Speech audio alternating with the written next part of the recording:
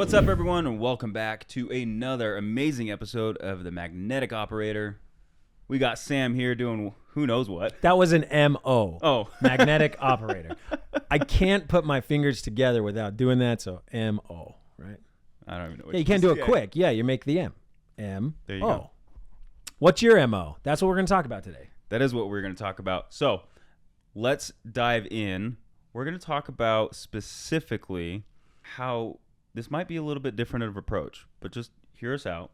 We don't want you to ask your clients what they want, and we're going to help you flip the script on what really to do. Before we talk about flipping the script from an operational standpoint, you know what is starting up? NFL football. A couple years ago. And basketball and hockey. Everything. All the good things. The summer off season. The worst time of year for sports. Awful. But remember a couple years ago when the NFL was supposedly scripted and they had specific teams doing specific things? Yes. And they would just go through it. Come on. That's not the script we're talking about. We're talking about the script that you already are doing that we want to actually rewrite. So I had to make that plug because I think it's different from that scenario. But I'm excited for football. I'm excited for hockey. There you go. Well, I'm excited for hockey too.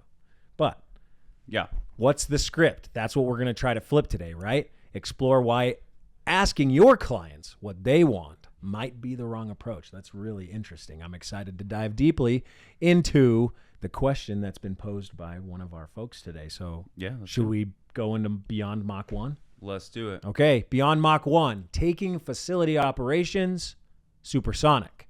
We have a question from James. James asks the following, Caden.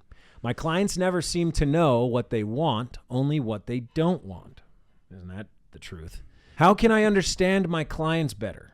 So as we have gone through this motion several times in the last several episodes, we want to talk about okay, notable, and being an elite operator.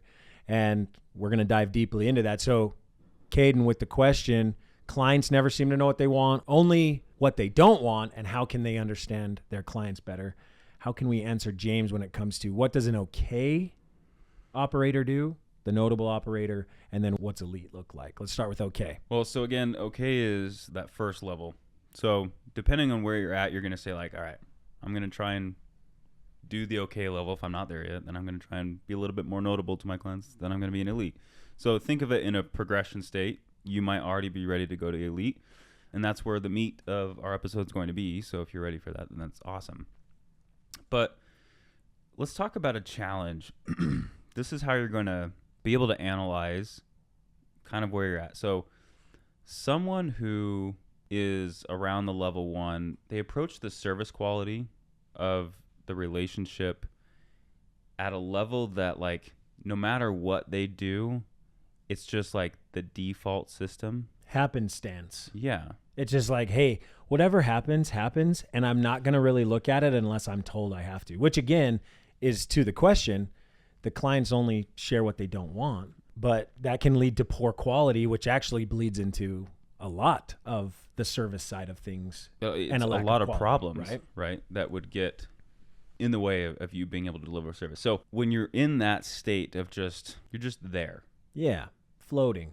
Yeah. Your presence is kind of in the corner, the gray cloud. Gray cloud. Just floating in the corner. I just thought of the imaging of like a dark, dreary kind of cloud in the corner. We're not saying that you're dark and dreary, James, but no. If you're an okay operator, you might be in a state of dreariness. So that's the challenge is you just might feel like you're just there. And that the relationship isn't at a core stronghold moment. But what you can do in this moment and the opportunity you have is like going beyond like just status quo. Like, yep, I'm only showing up and being present for what I've contractually said I'm obligated for, right? So it's getting out of that mindset, but like just to be more present and to be more personable. Customizable, perhaps. Yeah, it's like, listen, at the end of the day, sometimes we overcomplicate business relationships because there is a contract more often than not and money involved in exchange for services, right? So we kind of like create this oh, I got to be extremely professional and robotic, but you can be professional while still being authentic. Yeah. And still being true to yourself and still realizing that they're just another human being. It is just another human being that you're agreeing to work with. Trying to figure it out. That was one thing that actually helped me in my career is I realized when I became a leader or I managed teams, we're just all trying to figure it out. Even the smartest people in the world with all the money in the world, guess what? They're trying to figure it out too. And so when you kind of break down that, oh, they're higher status than me, or, oh man, they're a client and they have so much different view than I do. At the end of the day, we're all just humans trying to do our best each and every day. I really like that concept, right? It's going beyond just being there. But I'll be honest, I was preparing for a call with a customer recently, and when they canceled, I kind of had a sigh of relief. And I thought, well, why did that? Like, as soon as that happened, I reflected. I was like, why did I feel that way? And why did I not want to get on that call? Because my concern was that they weren't pleased with the certain outcomes that may or may not be happening. Right? And so going back to James' question, how can I understand my clients better? There has to be a level of personalization to their account and what you're trying to do for them to actually get to that point where, yeah, it's human to human. We're both trying to help each other. And instead of getting on a call with anxiety, you're getting on a call with excitement to say, hey, let's get you rolling. How can I help you more? Here's what I'm thinking we can do, right? So it happens, right? You have that feeling, but getting past that feeling, I'm curious, Caden, what you think. Sorry, Denz is his nickname on another podcast that we run. But I'm curious, how do you understand clients better from a notable standpoint? Going to that next level, it's like, what is it specifically that I can take to my client to develop the relationship further? What can I discover more? Discovery. It is at the heart of being able to say, well, James, going back to your question, like, I seem to never know what they seem to never know what they want. Well, the reality is they don't live day in and day out in the commercial cleaning business, right? They aren't you, so don't expect them to be able to respond and answer questions like you would. Man, that's a piece of gold that has just been discovered here in conversation. That applies to every piece of operation, right? When you're working with an employee, you can't expect them to be you. So you have to give them resources to work in place of you, because the last thing you want to do is hire somebody so you can keep doing their job for them. And now you're paying them, but you're still doing the job. So on all levels of operation, come to know the need and then make sure that the resource is there and the understanding and training's there to make it actually run in a notable manner. And like the idea of going to that next level, like care a little bit more, right? Go directly ask clients what they like. Just first, it's just going and becoming aware of like, what do they need? Your job is to interpret. If you're saying like, hey, how many times do you want restrooms cleaned in your facility? You're the expert, you know the answer, but don't bring a question to the table where you're going to get an answer that you don't actually want. Part of discovery, part of going to that next phase is saying, hey, I'm going to ask clients. Well, we'll get into that in the elite. Yeah. But real quick, this next level is you're still being reactive, right, to the situation. You're still not probably addressing underlying issues, even though you're just being more involved, communicating more. That next level of just being involved in the relationship is great progress, right? Instead of just being the gloomy cloud in the corner. Floating along in the corner. It must be from a cartoon from my daughter's thing. That's why I can visualize it so well. Anyways. I'm not on that same level with you, and I have 5 kids. So. Whatever cloud you're talking about, I don't know what cloud you're talking about. But anyways, so you are taking a more active approach, but really the best opportunity at hand is you're going to be more notable to your clients when you're taking a more active approach. But if you want your clients to feel really taken care of, that's when we're going to go elite. You're going to take your elite MO to a level that It takes it beyond being reactive, then active, into a state of unparalleled success and proactivity with the customer. So you've moved from, yes, I'm here and I'm just doing what I'm supposed to, don't bug me kind of situation. Yeah, you're not going to get a lot from knowing what your clients want, or they're not going to be able to tell you what they want, and you're just contributing to the problem. Now you've moved on. There's a relationship being established better. You're taking a better, more proactive, more active approach, being notable, and you're giving just more opportunities to have those relationships develop. You're getting more insight. But here's the difference. From moving from notable, you're going from active data, and what I would say is what you're probably being used to is you're asking questions that you're getting answers that are just about cleaning, about the process of the product. That's not the outcome. Cleaning is the byproduct of the outcome that they want. And so an elite operator is able to flip the script and say, I'm not going to ask what my clients want. I'm going to discover the outcomes they desire. And literally lead them to the water of greater outcomes. I think that's one of the biggest points in this proactivity realm.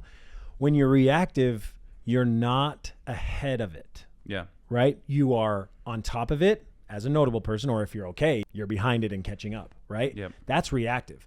The proactive part is saying, hey, I know that this already happens, so I'm actually going to put things in place that allows me to track and understand what could come, so that when it comes, I'm already taking care of it, and now it's not you asking them what they need.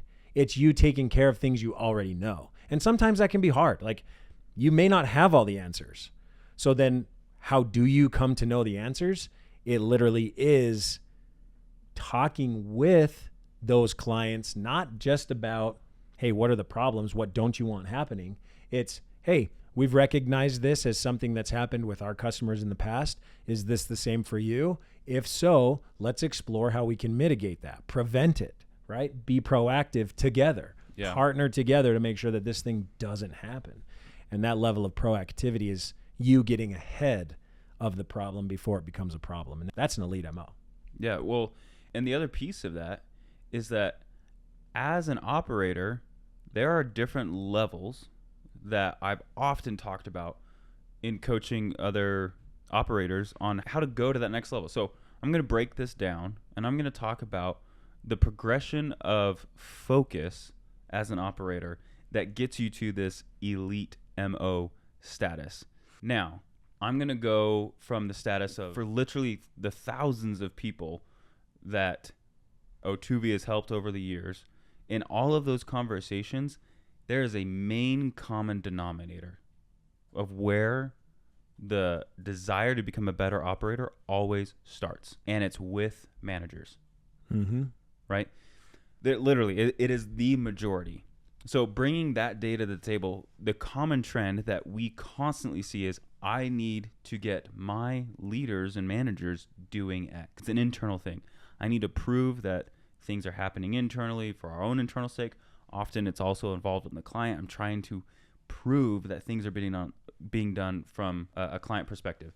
I'm going to bring this back to what it means to understanding client needs better. You can't just jump into understanding client needs. First, does your own management have the principles and the processes of things that they are following? I was literally talking about this earlier today. That first core step is critical, because then your management then goes and takes it, and what do they do with it? They oversee the front line. They oversee the front line that's executing the work. So now we've moved into the next level.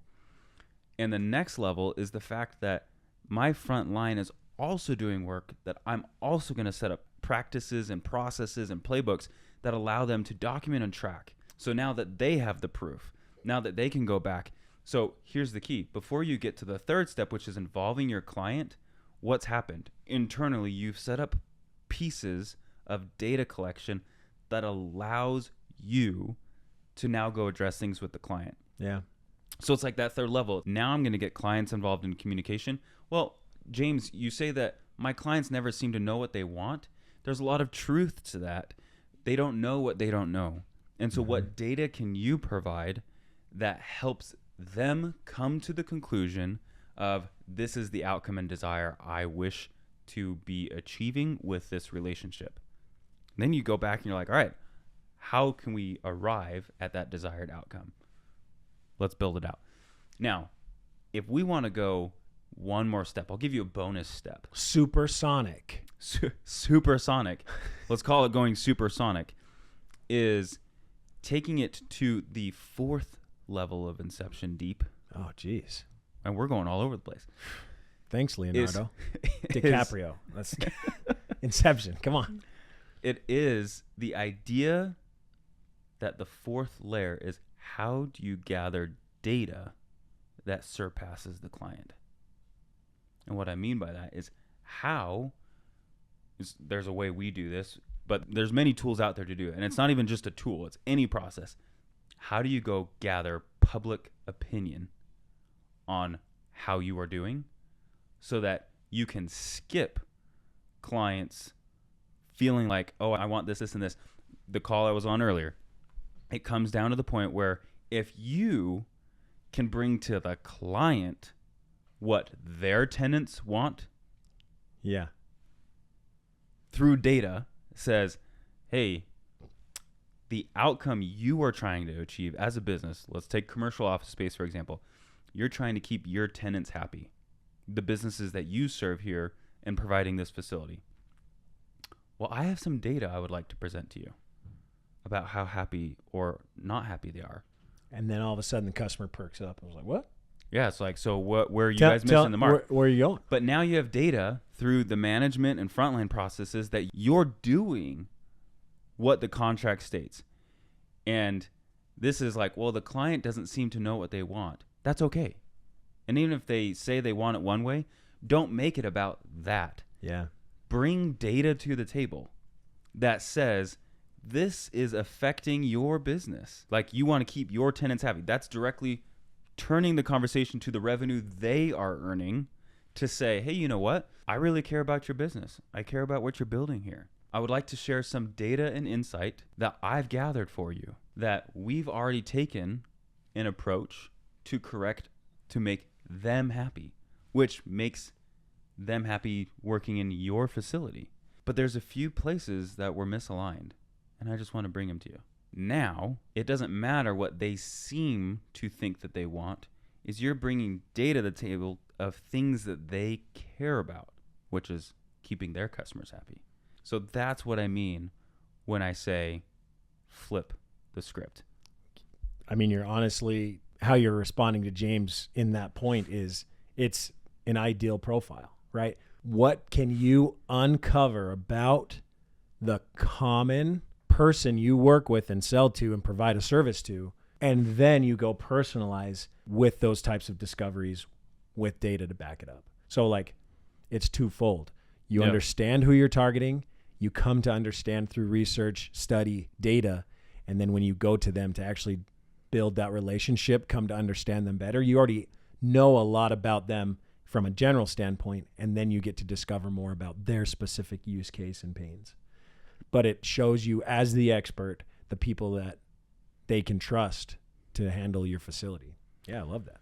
And we're down to the point where, listen, you've got to be a certain size of commercial cleaning company to really spend time here. You operate differently trying to scale into the moments of a couple hundred employees to a few thousand employees, right? That whole journey is a journey of transformation that says, hey, you know what? I need to have a deep understanding of what's happening in my operations. How are we fulfilling the product and service that we've promised to offer? Yeah. When you're small enough, it's a lot easier to do that. But how do you do that across 150, 200, 300 employees? How do you understand what's happened operationally? You can no longer rely on so-and-so said this, so-and-so is saying this, well, my operations managers are saying this. The idea that you have management in place that is eating up all of their time and just trying to report back things. Oh, yeah. Because you don't have a mechanism in place. There's software, there's playbooks, there's processes out there that allow that transfer of data to be shared, to go off the data and say, hey, you know what? I don't really ever get to the point where clients don't seem to know what they want, because I live in a state of discovering with the client their desired outcomes, and I show them what can happen. I show them what they want in a way that I'm able, as the service provider, to articulate the achievement of that outcome. I can show them the path to that. And if you say, well, it's going to be doing this account 3 times a week to do this, this, and this, it's no longer that is what you're talking about, and what they think it's going to be accomplishable or not is you focus on getting the story behind, okay, that's the type of facility you want operating.